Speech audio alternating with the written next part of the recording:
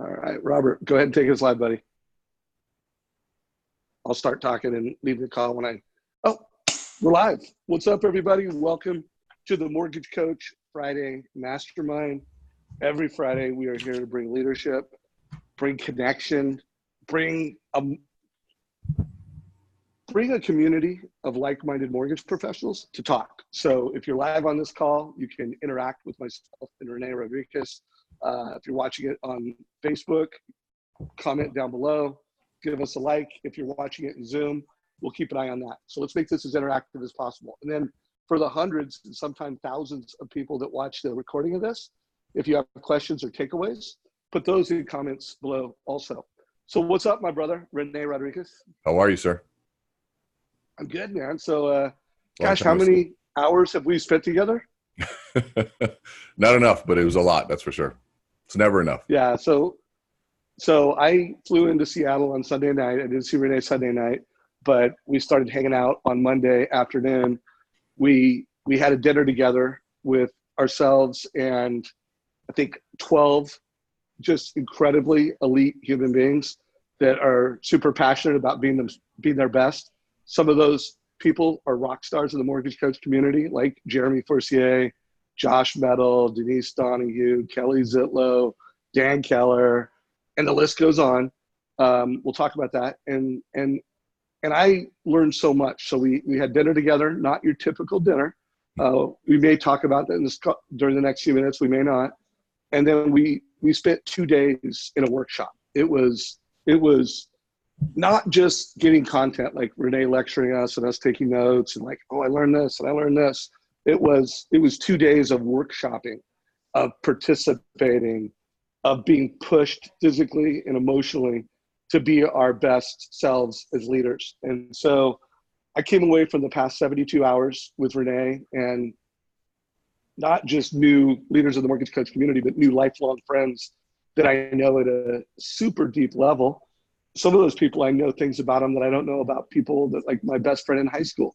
I learned things about some of these folks that were just really personal, really valuable. And this is why I asked Rene to lead today's call with me. I asked him to lead today's call because I was going through all my notes and I was thinking about all the experiences I had. I said, I really want to form some new habits. I want to make sure I really become one with what I learned. And I thought I can think of no better way than to make sure every Friday between now and the end of February, we talk about leadership. Now, Rene will not be on every call between now and February about Friday, but there will be possibly some alumni, some people that have attended Amplify that join me, and Todd Bookspan will be on some of them. Michelle will, if anybody wants to go live, but one of the topics will be leadership and what I learned at Amplify. So with that said, Rene, you and I had a really cool debrief conversation yesterday that was filmed. We did it. It's kind of like a podcast, but it was a video podcast. I almost want to play off of that, but anything you want to say to frame the conversation we're going to have right now before we get into it?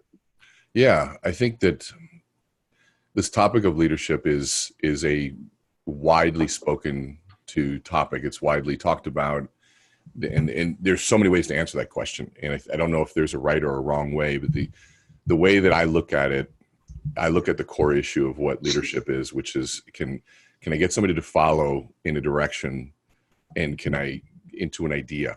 But there's another side of leadership, is how can I set people up to be their best and to share their story, which is something else that we can talk about later.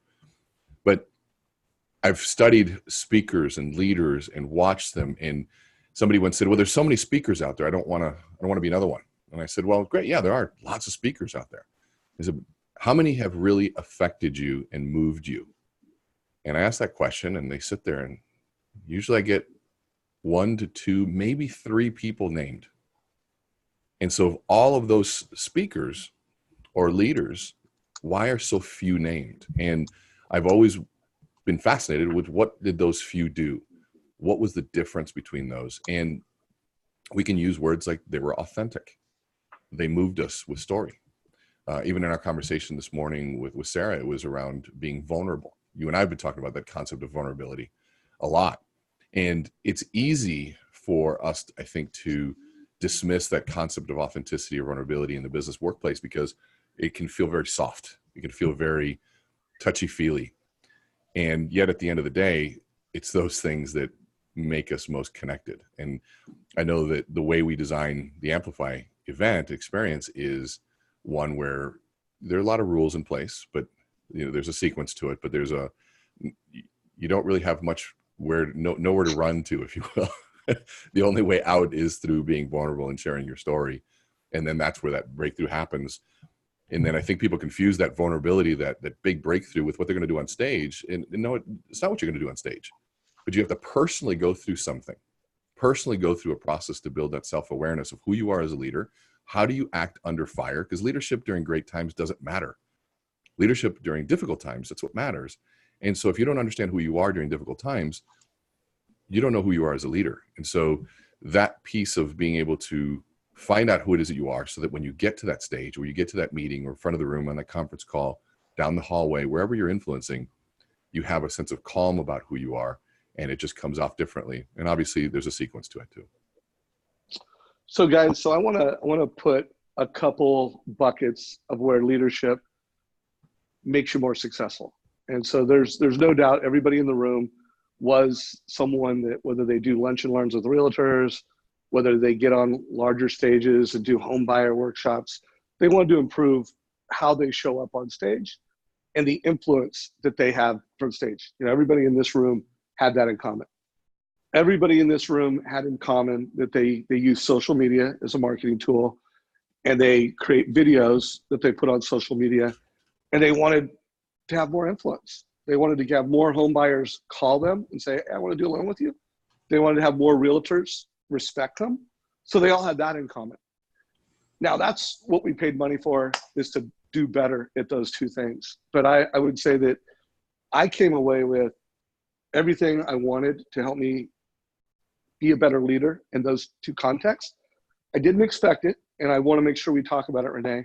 I didn't expect, okay, I'm going to be better at having one-on-one conversations in the sales process or in the relationship building process from a business perspective. Like, my one-on-one conversations will be better. And that's why when I promoted this call this morning, I promoted around how we're going to help you make your next conversation with a realtor better, or a CPA. Just say referral partner. I think we're going to deliver some value that's going to help you do that. But here's what I did not expect. I did not expect to come away from this event. You know what? I'm going to have a better conversation with my kids. I have teenage kids.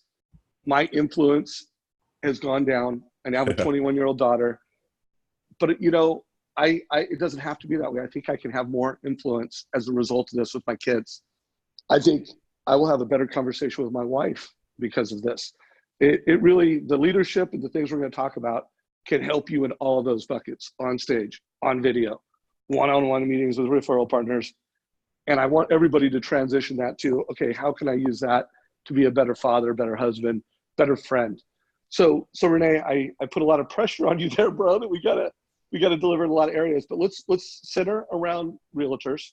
Although I hope when we have this conversation, you could take it from a realtor and put it somewhere else. And then my last thought, and then we'll just get into this topic. If you're on this call and you have been through an Amplify with Rene Rodriguez, one, let us know that you are Amplify alumni, whether you're watching it live or whether you're watching the recording. Like, give us a shout out. Let us know which Amplify you went in which city. And if you had a favorite takeaway or concept from that, and you have a question for Rene or myself, let us know what that is. So Rene, let's get into it. Of the concepts and things that you think we covered over the past 2 days, what do you want to talk about that you think would help this community of people that are watching us, that have their attention right now, have a better conversation later today or tomorrow with a real estate agent? Where do you want to start? Well, you gave away the secret. We talk about it as amplified leadership because the leadership and the sales and the influence is what people will buy. There has to be a business reason to do something like this. But my underlying mission is all the other aspects that you talked about, is how do we just become better humans and better parents and better fathers and mothers and sisters and citizens, if you will. And it's amplifies a lot of my own personal journey in trying to figure that out. But in terms of realtors, that's a great question. And the easiest way is to relate it. And this is the frame. How do we frame it to create a frame of reference? We've all been rejected in the past. And I think the understanding of and unpacking of the concept of being rejected, the feelings behind it, and the reality is if we're being rejected, we're the ones who created the scenario to be rejected in. And you heard me, and you've heard me talk about if I'm hitting on a girl at the bar and I walk up and I'm being nice, they know that my niceness has nothing to do with her earning that niceness. There's an underlying objective there. There's an underlying hidden agenda there. And women and girls are smart. They know that stuff. And I've had guys tell me, well, nice guys finish last. I'm like, no, nice guys are liars. And they're liars because they're not honest about why they're being nice. If they were always nice, they'd be nice to everybody. But why is this selective niceness? And it's no different than approaching a realtor. You approach a realtor and you say, hey, I want to grab coffee. That realtor is going to reply to in the same way. It's not about coffee. You just want my business. And so the lack of authenticity in that moment is missing. But now I'm not saying walk up and be authentic and say, hey, I wanted your business. Can we talk? That's what they hear all the time. So there's no differentiation there. But what I am saying is let's change the belief system. Let's change what it is that why it is that we're doing it.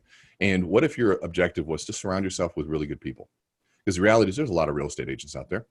And the case could be made that most of them aren't producing that much. And so is it every agent that you want to work with? Or is it some of them? Is it every human being that potentially could give you business? Are they really good for your business? We've all had that client or that referral partner that is just a pain to work with. They don't believe what you believe. They are constantly complaining about something, controlling the process. And anybody they refer continues to control the process. You know, the big discount referrals are, hey, you got the deal because you gave a discount, but guess what every other referral is going to come to? Because their value proposition you gave them to tell their referral sources and their referrals are, this guy gave me a great deal. And so not every relationship is worthy of getting. And so we need to start approaching these things from a different perspective of, do we believe the same things? Do we like each other? Do I like you? Is there something there? And how do you approach that conversation from something that doesn't have a hidden agenda, but really is about trying to put together a team of people around you that you enjoy doing business with? Now, the coolest part is once you figure that out, business is really easy with people you like. So I don't know if you want me to expand on that piece at all. Yeah, I do actually want you to expand on that piece. But before you do that, I want to remind you guys, this call will be a even better call if we get questions from you, we get takeaways. Linda Buchanan, what is up? She just did a shout out, so we know we have at least one Amplify alumni. And then we got Sean Guerrero, who looks like he went through Amplify in Minnesota. So we got a couple alumni on the call. So yeah, let's expand on that a little bit. Let's give people some practical things. And because you said something that was just really super conceptual, and I'm not going to say it. If you don't say it, I'll say it. Say it. But I think especially, this will help new loan officers. This will help anyone that has call reluctancy. But one of the things that helped me a lot is so often when we're on stage and we're creating a video, we're trying to impress people, or we're trying to get them to like us. And two things that I'll never forget is, don't get up to impress, get up to express. Like, express yourself. If you express your true self, some people will like it, some people won't, but some people will like it. And then, to me, the paradigm that I want to make sure comes out of this call multiple ways. When you're getting with a realtor, don't have a conversation, not to get them to like you, but so that you like them. Like that's your goal, is to have a conversation with your next agent where you are just looking to like them more. And so why don't we talk about that a little bit? Yeah. First of all, I think you could say it better than I did, and then maybe give us some practical ideas to like people more. Yeah, it's a great question, because we enter that. The only reason when we feel rejected at a bar is we like a girl is because we're trying to get them to like us. And if they reject us, they don't like us. If I feel rejected talking to a real estate agent or referral partners, because we're trying to get them to like us.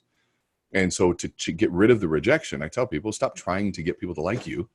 But then how do you proactively start liking other people? And that is a really big difference, where if I'm actively engaged and I'm really listening to what's going on, I'm paying attention, I'm observing behavior, listening to intonations in their voice for where their passions are, and I validate what I'm hearing, as well as then start asking expanding questions, that skill set will start uncovering who that person is.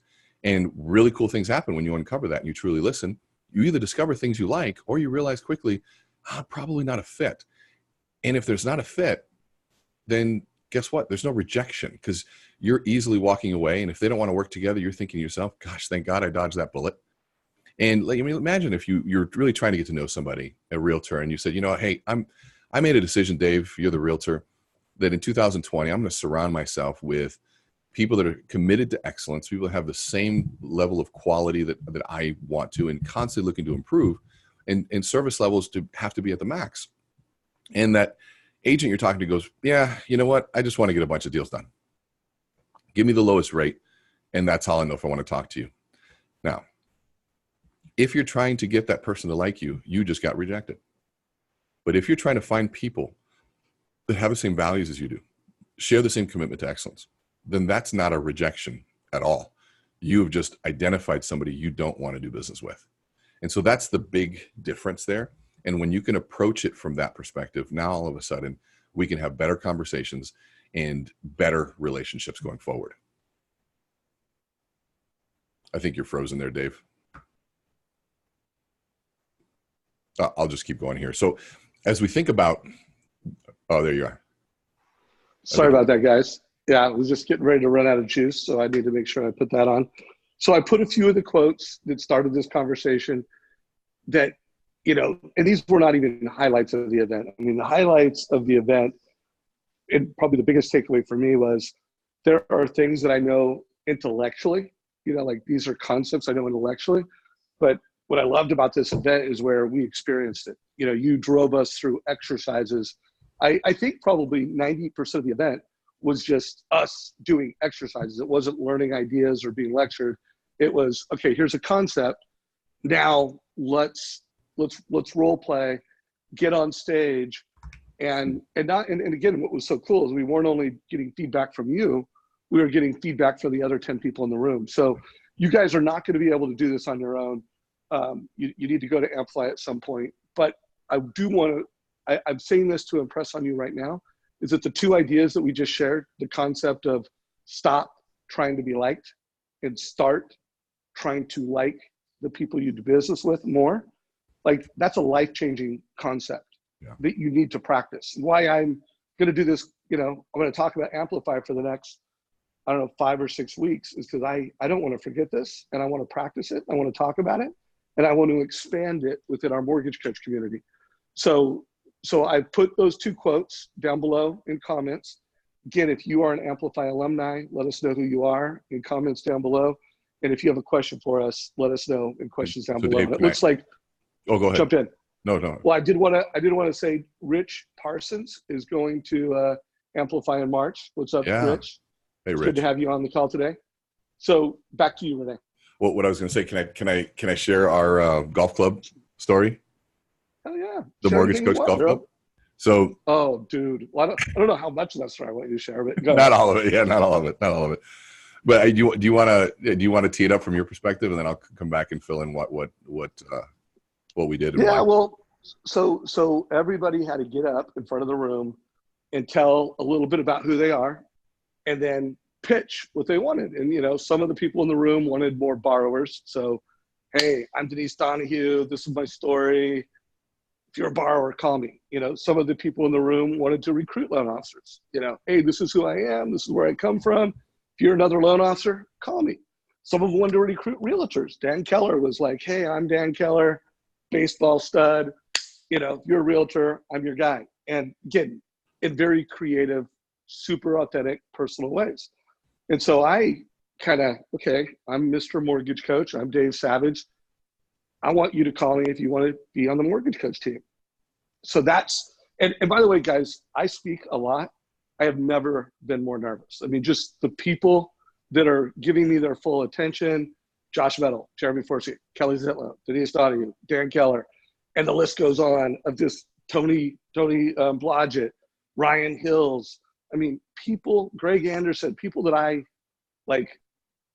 respect, and they are studying me and taking notes on how many times I say and ah. So You know? I am, I am nervous. Your turn. What did you do to me? Well, I think that we got part of the piece was is that we know and we're so passionate about what we do. And Dave, you have been such an evangelist of this mission of Mortgage Coach is not software. Mortgage Coach is a mission. And if anybody doesn't know you, they don't know that this is a mission to improve an industry and improve the borrower experience, improve the life of a loan officer, to improve so many things.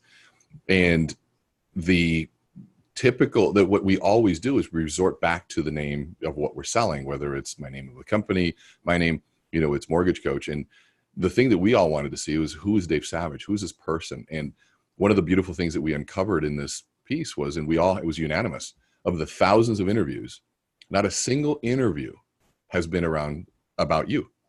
Not a single one. Not about Dave's thoughts, not about here's what Dave's done, here's Dave's corner. Nothing. It's about you shining a light on some best practices and some great people all around the country. And we saw that, and I knew that going in. I mean, I only have 10 people per course, so I spent a lot of time researching everyone and looking at things and kind of get a sense of who they are. And that was the thing that really struck me, was that you are such an advocate, such an evangelist about this and helping other people, that we want to see who you are. And so as you kept going, I said, Dave, don't use the word Mortgage Coach till the end. Try that. And Mortgage Coach would come out. And I finally said, all right, Dave, and to even tee that up a little bit, I look at leadership competencies and skill sets, meaning sometimes you got to be a driver. Sometimes you got to be emotional. Sometimes you have to be empathetic. Sometimes you have to be crystal clear, short and concise. Sometimes you have to be able to contextualize. All of those competencies are what I call clubs in the bag. Sometimes you need a driver to hit that message all the way down as far as you can. And whether it's a couple yards this way, a few yards that way, doesn't matter, but just get it in the game, keep it in the game. But then sometimes you need a putter that has finesse, and there's a message to really finesse a difficult topic, or that sandwich that you don't want to have to pull out, but you need, once in a while you have that special shot. And so I took out the Mortgage Coach club out of his bag. I walked up and said, Dave, I hate to do this. I'm pulling this one out of your bag. We had Mark Madsen. If you don't know Mark Madsen, his was humor, is his crutch. He always fell back to humor. And I walked up and I said, Mark, you're not allowed to tell a joke for 2 days, the entire event. And he looked at me in the sense of horror. And I said, the only reason I'm saying you can't is because you already know how to swing that club so well. You could make us laugh the entire time and not learn anything. And so Dave was there, and I pulled out the club, and I'll never forget the look that you gave me of like, how in the hell and how dare you touch this golden club that I have here. But then what followed was this amazing story of who you are, where it all came from. And it made so much sense as to why you have this passion, why you love helping people, why it's not ever been about you. This has always been about everyone else. Is, that story of, your buddies, all the jocks knocking the books out of that kid's hand, and you immediately went into this feeling of, shit, that's just not right. Going over and helping him up and, saying, hey, I'm sorry. And that meant the world to that kid. You were a big jock. You had the savage strength and, all the stories. I'll reserve the nickname. And hey, thank you. Thank you, by the way. That was for a small group. But, all of that stuff. And then you doing that and knowing that you, having had dyslexia, having had these different pieces, knowing that, what, I could connect with people. I may not be able to read that fast. I may have ADHD. I may have all these things, but man, I could really listen. And if I could listen to people, they really liked it. And I really felt good about doing that. And all of a sudden it goes, well, no wonder he likes to interview us. He's playing all that out. And all of a sudden everything started clicking.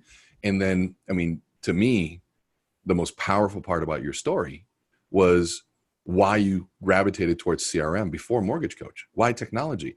And I literally got tears in my eyes when you said, I was horrible at spelling, and somebody showed me a CRM. They said, if you could have somebody professionally write a letter, and now instead of me having to professionally write that letter every time or that email, I could click a button and instantly send out this professional looking letter with no spelling errors. Oh my God, talk about a solution. And now all of a sudden, here you are as somebody that never owned those issues as part of your life story. This is just part of the cards you're dealt. And then you're a resourceful person. You just find a solution. Well, no wonder you love technology. Well, now we have an industry of people that are communicating a complex idea of money over time, an investment that's borrowed, and interest rates and options and competition. Well, total cost analysis. How about we put them side by side and we kick a button and all of a sudden all of that stuff happens. Oh yeah, let's add a little video on there so I can add the emotional side and guide people through it. Mortgage coach is a reflection of your life. And that now all of a sudden, that makes sense to me. And I can buy into that because I bought into you. And then later on, we can talk about price and all that stuff. But at that point, I'm not even thinking about price because I see the value. I've connected with you. I mean, we all know the Simon Sinek start with why. It's no different. It's not a new concept. He just has one of the best ways of explaining it, but you lived it by giving us the background to it and letting us buy into the belief system where we go, I believe in that and I feel that. And I have needs to be able to do that. Why recreate it? Let me just hit a button and it's there. Yeah, no, it was powerful. It was personal. I learned that I've always thought my mortgage story started when I started in the mortgage business. And so it's 2020 and I'm starting my 34th year in the mortgage space. But really my mortgage story started when I was in third grade and I never connected those dots the way you helped me do it. So I'm grateful for that, brother. So we just had an alumni jumped in, Bill Hillstead here. I'm reading his chat. So, hey, Bill Hillstead here, working with several friends who are also alumni and who made quantum leaps forward over the past couple months. I pushed many of my friends to attend. Thank you, Bill. We appreciate you helping grow it. Life-changing stuff.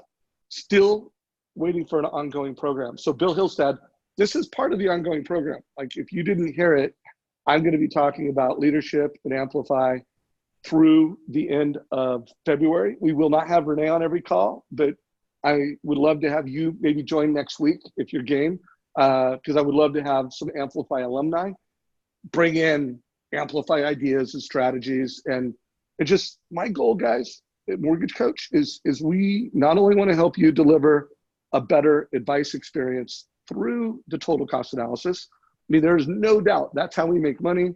You becoming a live member or an active member of Mortgage Coach and using the TCA, not to do loan comparisons, but to create an advice experience. I mean, it's a platform, bar charts, graphs and charts, video. But I want to, guys, what I learned a long time ago with Mortgage Coach and any technology, there is the technology, the data input, but where all the magic happens, it's in here. It's your belief system. You know, the Jeremy Forcier, who uses his CRM not daily but hourly, it's because of what's in here. The ambition he has, he wants to keep promises at scales. He wants to be efficient and effective, and so he uses it. You know, when it comes, I said, you know, park that over here. When it comes to Mortgage Coach, if you don't ask the borrower the right questions, if when you deliver the link to the total cost analysis, you don't frame it so that it has personal value and meaning, it's not going to be as valuable. It's not going to be the conversion tool that it is. So guys, that's what we're here for, is we're here for the soft skills outside of so let's put a tangible thought behind what you just said, which was, you know, framing a total cost analysis. Let's go a real simple, like super simple example. Have you ever gotten a referral from somebody and they just said, I gave them your name and number, and you already know that is going nowhere? Or an email forward that you go, should I read this? Should I not read this? Well, I forwarded it to you. Well, there's no context. Versus a referral that says, hey, John, I just went through my mortgage process, and I have to say I was mind blown with this. I know you talked about moving with your family, you talked about doing this and this and that, but I'm telling you, I was on the edge. I've had some difficult issues in the past with these folks, but man, working with Dave Savage, that was incredible. You got to talk to this guy. In fact, I'm going to send you both an email and I'll introduce you right here personally. And all of a sudden, that person that walks that referral over into your hands makes all the difference in the world. And so what I've come to find is, and there's a bunch of you on this call already that probably already do this, but how do you train your referral partners to refer you? And so, and here's the thing, referral partners want to do a good referral. They just don't know how. So they just forward a name and a number, or they hand over a business card. But what if you were to script it? Here's 3 sentences that you can say, or a paragraph that I'd love for you to say when you refer me. And oh, by the way, here's what I say about you, and hand them the script. And then, is there anything you'd like me to change? Have I missed anything? Do you like what I'm saying? And usually if you show a referral partner the script you use to refer them, law of reciprocity kicks in. They're going to want to do the same because they know the value of saying something like that. I know Eric Mitchell, good friend, always trained his back in the day, way back in the day, the appraisers in terms of how to talk in terms of in a conversation. We train all sorts of people, anybody in that transaction that is a touch point within the mortgage process or any business that you're in.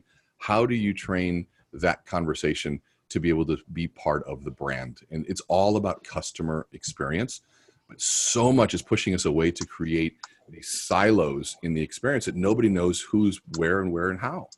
But if everybody's carrying that same message of service, now all of a sudden everything seems seamless. Love it. So can you hear me okay, Rene? I can't see what you're typing, but I can see it. Okay, cool. So we've had a couple people jump in. Tracy Everman just commented how much she loves the crutch and the whole golf club analogy. So loves that. Lance Powell just jumped in and said, when's the next event? So Lance, you can email me, dave@mortgagecoach.com. You can also go to see Rene speak, and there's an amplify button. But I am going to be helping, not facilitate. Rene is the facilitator, but I want to create some really unique amplify, call it Amplify with Mortgage Coach events, where they're really tailored to helping mortgage professionals. So, and the one we're doing in Portland, I think we still have 2 seats left. Is that right, by the way? I think we have so. 8 Yeah, committed. I'll look that up. Yeah, well, whatever. We know we have openings for the one that we're doing in Portland next month. But Rene, email me, dave@mortgagecoach.com, and I'll connect you with Rene if you want to go to one of the Mortgage Coach with Amplify events. So that answers that question. We got validation from Sean that he absolutely loved the stop getting people to like you comment, no doubt. That's huge. So let's do this. I would love anything you want to add to that whole thread before we start. I just want to put some meat behind the bone on that concept, because it's the theoretical concepts are big, but we spent 3 days in putting the theory into practice. So if we can take some of that to a referral conversation, how do you train a realtor to refer me by you starting to learn how to refer the realtor? I mean, that's a great conversation opener, saying, hey, I really want to send you good referrals. What's the best thing I can do, kind of thing? Well, I think, and I've done so many interviews with top producers around this. So if you want to watch a video where I interviewed a Jeremy Forcier, Josh Metal, or Tim Brahim, put a question in the group, and I'll put what I think are the best interviews, and you can hear it from the horse's mouth, how to do this. But here's one thing I know for sure when it comes to answering this question. There is a standard. The loan officers that have referral partners that refer them the way they want to be referred, they're serious about it. Number 2, they know that they're going to teach and train the realtors that do business with them to do it. And you know what? They know that they're always going to have to remind them. I mean, Jeremy Forcier makes it super funny, where he's like, I even have this email written out that they're supposed to send, and they have a script, and I have to remind them all the time. So don't take it personally. It's not like you have this script, you give it to the agents, and this is the way it happens. That's not how it happens. You have to constantly remind them, have a standard, and then manage that standard over and over and over. The other key concept that I would tell you is that realtor knows, not intellectually, how awesome your mortgage experience is. Just closing a transaction with you, that means that they know that you can keep your promise and you can fund a loan. So that's table stakes. But if you really want them to refer to you in a unique way, they need to know your unique experience. So when it comes to the Mortgage Coach and the total cost analysis, Jeremy Forcier, all of his realtors know what that looks like. They've watched him do it with borrowers. They came into his office, or he went to their office, and he showed them, like, this is how I give advice to your clients. And he didn't do it from the perspective of, oh, look at the options and the graphs and charts and the video. No, he's not having that conversation. He's like, hey, I know your time is valuable, and I know that communication is your number 1 priority. And so when he's showing the Mortgage Coach, he's like, let me show you how I improve your conversion. Let me show you how I'm an extension of your sales process. So everybody you refer to me not only gets clarity around financing the home, they get clarity around why now. So he's helping build urgency. He's helping build conversion. He's helping show how he is an extension of their brand. And then it's an experience. It's not me telling you all these words. It's you experiencing it. So those are the key concepts. Standards, knowing that you're going to have to remind them monthly, forever, and then getting them to experientially, emotionally understand how referring to you is different than big bank. It's different than your competition. It's more valuable to them. So Rene, back to you. Yeah, I think that, looking at those, and that's what I think is so valuable, is that these aren't new concepts. We just put a framework around the concepts that we know. The gold mine of information is in the interviews you've done, because these are people, not me being a theorist on it, people that have done this over and over and over and over again to build empires of businesses on those practices. And so I'll challenge everybody here to go back to those interviews. Listen, if somebody is doing a lot more business than you, go back to that interview and listen again. Listen with a different ear. And if you find yourself dismissing something like, oh yeah, I heard that before. Don't say I heard that before. That shouldn't be your test of truth. You should ask yourself, am I doing it? And if you've heard it 1,000 times and you're not doing it, that means you didn't hear it. And I would just go back. What are those little simple things that you can go back? If Jeremy Forcier is doing something like that, and it's so simple, people easily say, well, he does that because he's successful. I guarantee you it's not that way. He did that. And that's why he's successful. And it's so easy to dismiss. But go back to some of those old interviews. I mean, it's everybody there. I mean, top producers are saying that gold mine of content that you've created that is free, that we used to have to pay for that stuff, is one of the most valuable assets. And go back to those things, study it, and say, what can I implement today? Even if I've heard it before, why do I keep hearing it? So like we talked about, the answers to life are found in cliches. All cliches are usually the answer to life, but we don't listen to them anymore because we've heard it so many times and we forget to implement. And so we got to go back and look at the basics and implement those exceptionally. Okay. So I want to add one more footnote to what Rene just said. I'm going to give you an interview to watch in a minute here. So we'll give you one homework assignment and one interview to watch, and that will help you with your next realtor meeting. And many of you have, and I'll tell you what it is. It's the 5 questions Jeremy Forcier asked every realtor. So I'm going to put a link down below in a minute. And because I promise you guys, you come to this call and we will make your next meeting with a realtor better. So, but here's what I want you to ask. I don't want you to just go like, okay, I know that. I've watched that. Okay, check. Rene said, make sure, are you doing it? Lots of times we think we're doing things, but here's what I want you to really ask. What results prove that I'm doing it? So it's kind of like, I can just quickly say, oh yeah, I'm doing it.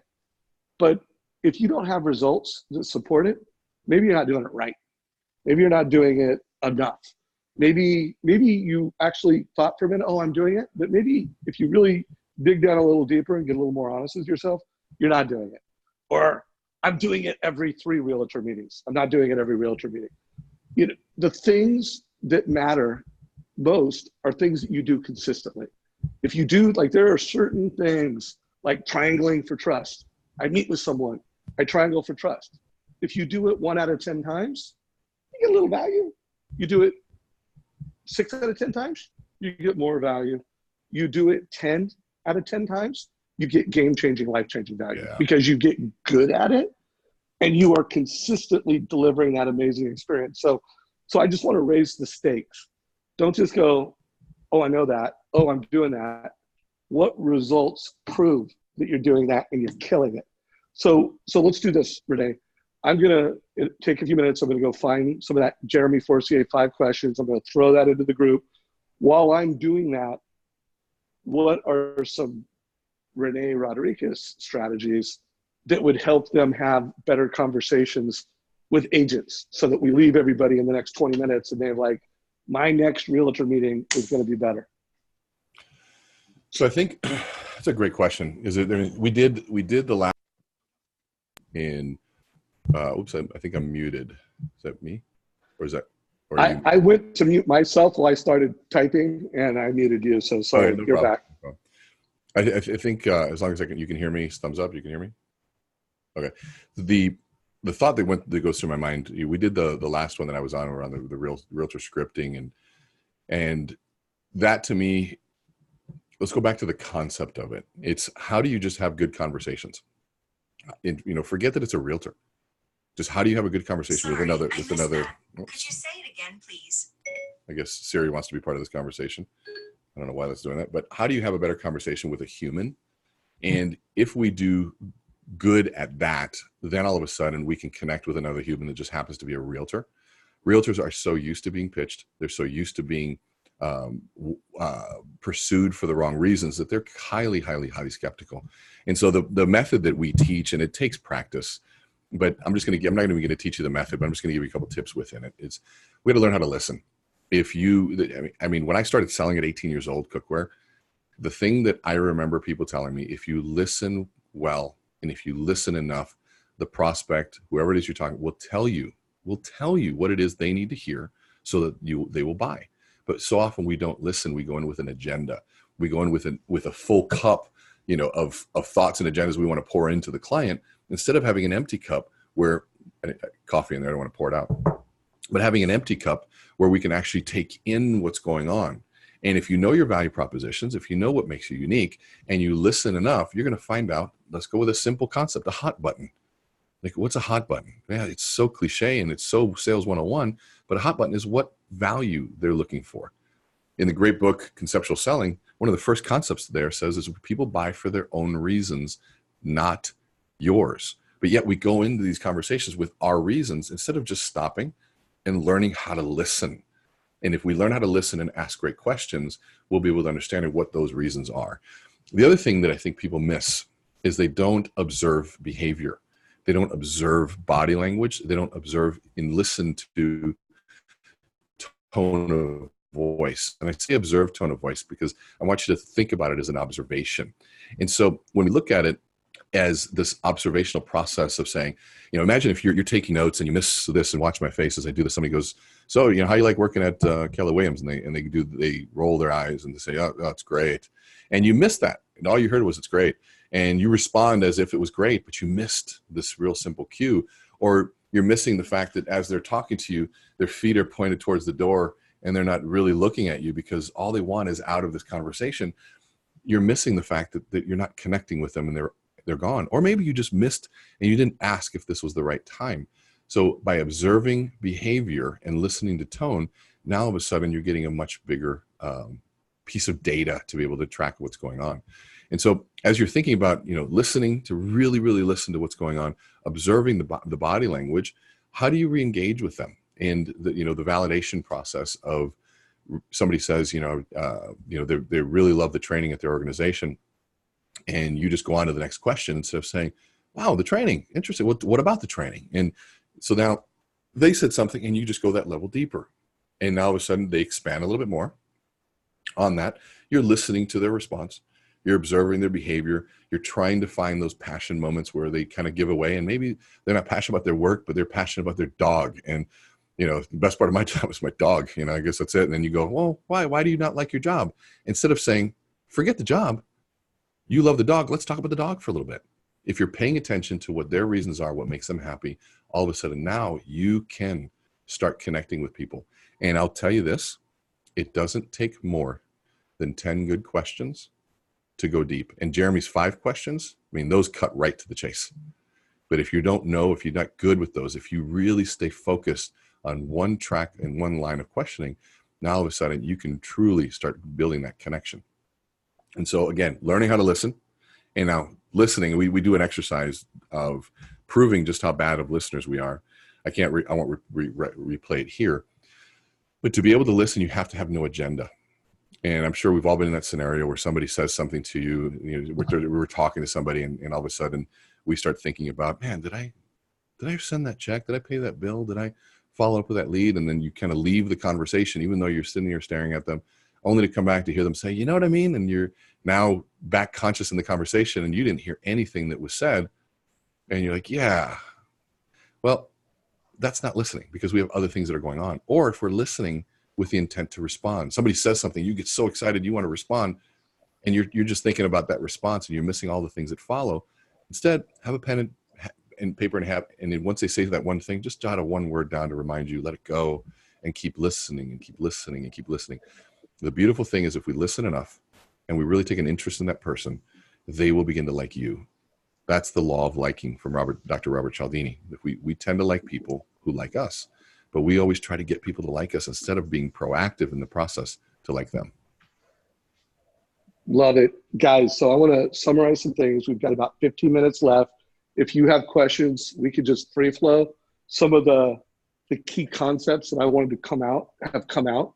But at your next realtor meeting, I push you to go into that with not to be liked, but to like. Like, that is the most important thing I want you to come away from this call with, that you're going to go into your next agent meeting with that. I want to like them, not have them like me. Again, you do want them to like. And I also want you to have that key concept of you are there to express yourself, what you believe. Again, don't just walk in, I'm going to express. You're there to listen, ask questions. But I do want you to, when you answer and when you're engaging, you're not there to impress. You're there to express what you believe and how you deliver what you believe.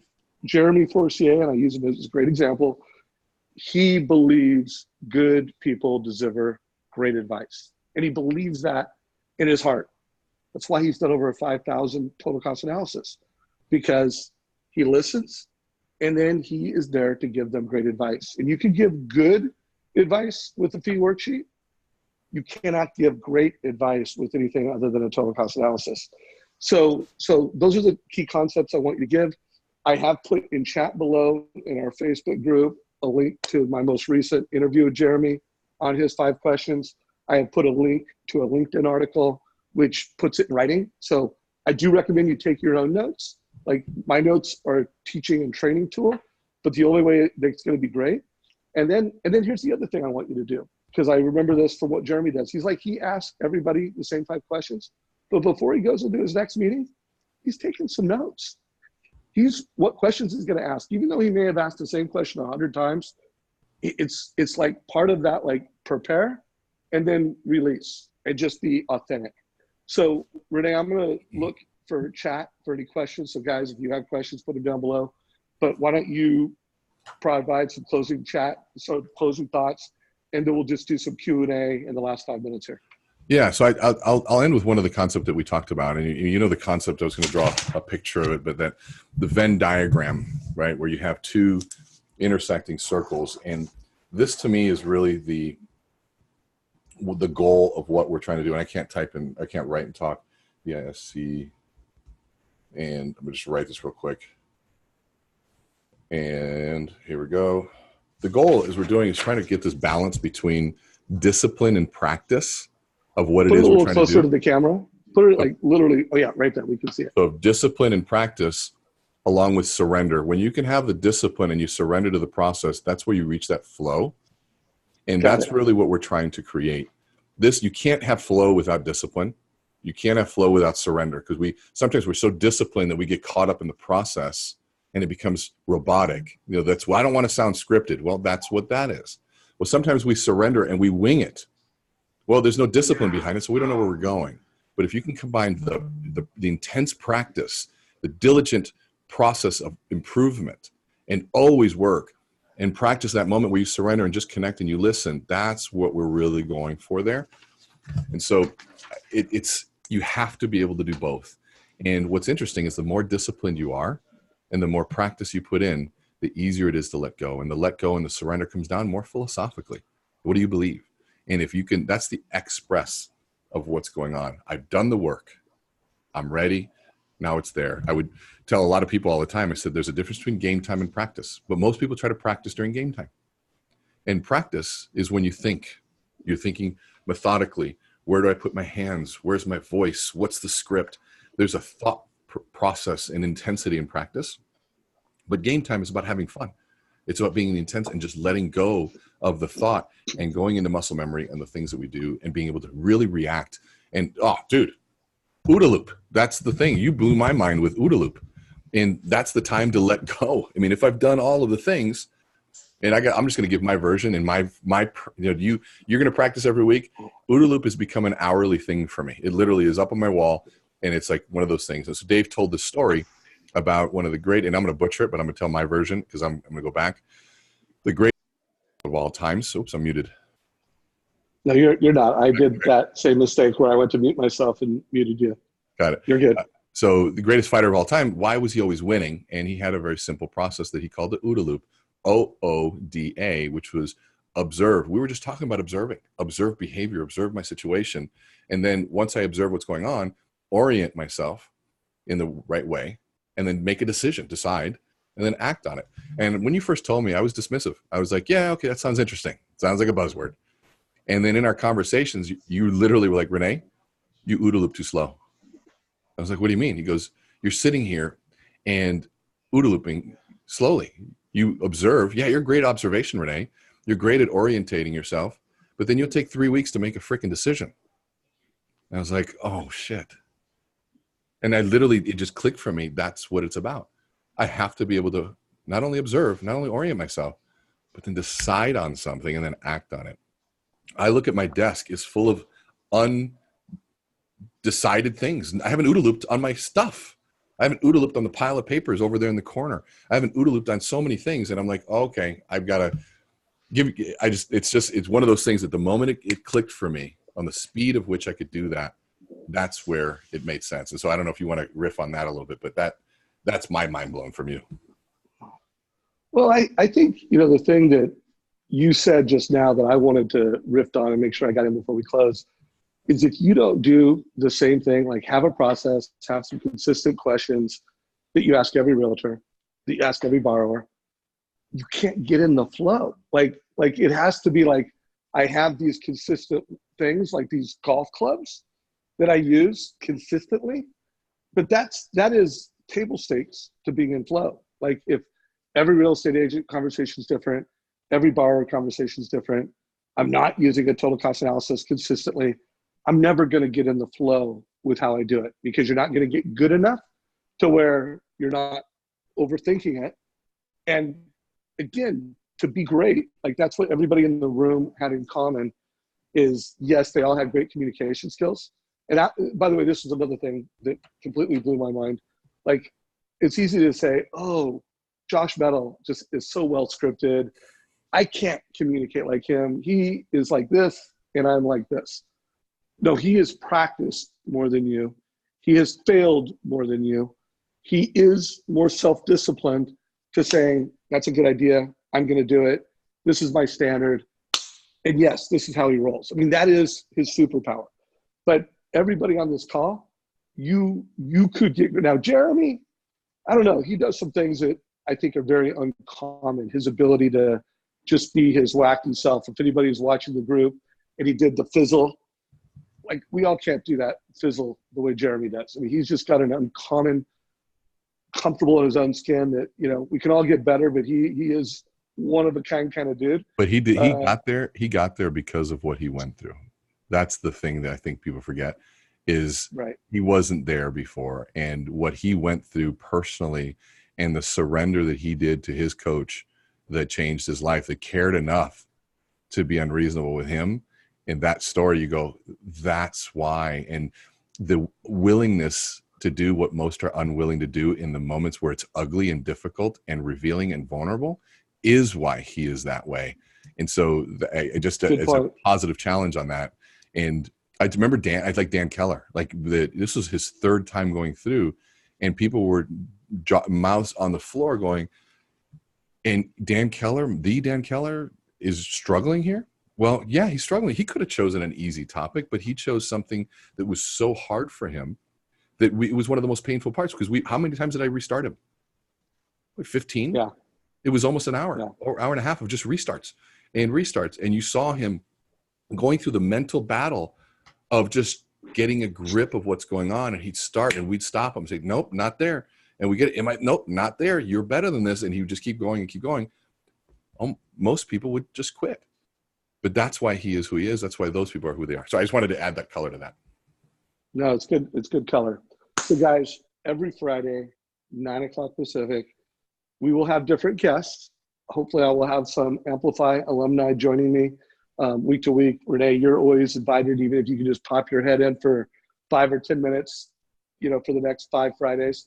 But I am going to do this for selfish reasons. I want to improve my influence. I want to improve my speaking skills. I want to improve my leadership skills. So guys, indulge me. It will be more valuable if you guys participate more in chat down below. So whether it's live on the call or afterwards, if you're asking questions, so that we're coming to this with things that you're asking and you're letting us know what was valuable to you. My hope is I want to hear some success stories. So I hope, like, literally it's 10 o'clock Pacific. I would love by the end of the day to hear some of you that, you know what, I went into a realtor meeting. I flipped the switch to like, not be liked. I flipped the switch that I'm going to ask some questions with a heart of curiosity, an emptiness that I just want to know the answer. And then when I do respond, I'm not doing a pitch, I'm expressing, not impressing. So I would love to, like, by the end of the day, have someone go, I went into a meeting. And here's the deal. Even if you went to a meeting and it was hard and it didn't go well, share that too. Like we want to hear the good, the bad, and the ugly. I have to watch that Clint Eastwood movie this weekend now. Josh actually called me this morning and said, he said, Rene, he goes, I was on a call, and I halfway through the call, I'm sitting here I realize I'm using my scripts and what I'm used to saying. He goes, and I just abandoned it, and I just told them a story. And I shared that frame with them. Immediately they engaged. And then I told them what the intent of my message that I wanted them to hear. And then I shared the message. And then afterwards I told them why it was important to them, which was the tie down. And he said, Rene, he goes, I couldn't believe that in all my years, I'd never figured out that sequence.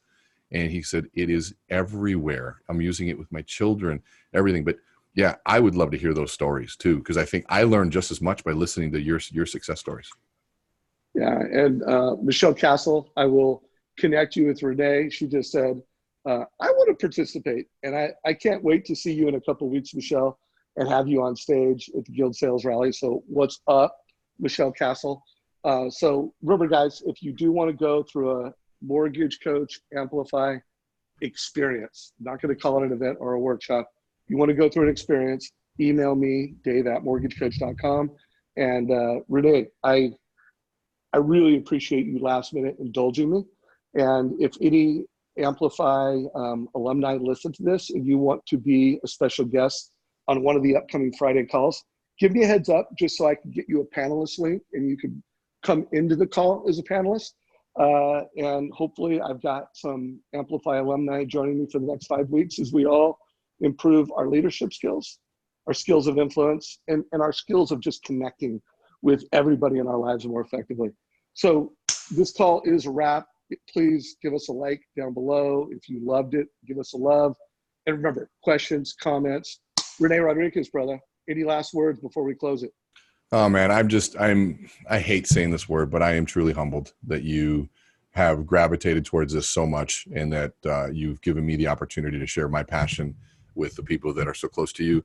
My commitment to you is always is if I'm on this call, I want to bring a new idea, new value in some way, shape, or form. Whether you ever come to Amplify or not, I hope that you take away value from this conversation or any conversation that I'm a part of. So thank you for allowing me here. Love you, brother. And anytime I can help, I'm here. Love you, brother. Take care, everybody. Have a great weekend, everybody, and rock it out today. Share your success story down below. Late.